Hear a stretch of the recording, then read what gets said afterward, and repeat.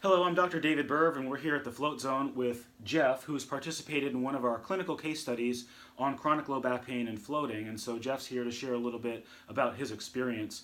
Jeff, tell us a little bit about the history of your chronic pain and the degree of the symptoms that you were in before our study. It started in college, and so what is that, 20 years ago? And then just before the study, it basically blew up. So I was basically not really able to walk. My lower back and my hip were both messed up, and Scale of 1 to 10, 10 being the worst ever? a 20. Okay. And so you floated twice a week for a month. How quickly did you notice change with that type of frequency? Within the first or second float. And Mostly the second float is when I noticed it the most. after the second float, you started to notice it. And did that change continue, or yeah. did it continue the entire time and it never got? Always got better. Always got better.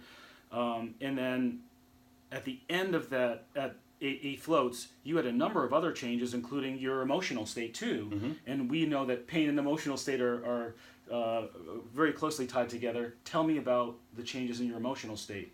Well, it just brought me back to my family, my friends. I wasn't irritable like I was in pain. So it opened me up. How long after your last float did the effects last? So it sounds like from a scale of 1 to 10, you were like the 20, and it went down to, what would you say it went down to, what? So from 1 to 10, it stuck around for like 6, 7. It stuck around for like a 6 or 7 On a scale of 10. on a scale of 10? Yeah. So 10 being the 10 being the best improvement ever. Right. You were able to maintain a 6 or a 7 out of 10 from an improvement scale, Correct. even 3 months after floating. Absolutely. What would you recommend to other people that are considering floating for chronic low back pain, and what kind of biggest takeaways would you explain to people? I would say hit it hard and hit it as often as possible. And then once you get better or start feeling better, to do a maintenance float once or twice a week, as much as you can. It's awesome. Thank you very much for helping others to realize the benefits of floating in chronic low back pain, Jeff. Thank you.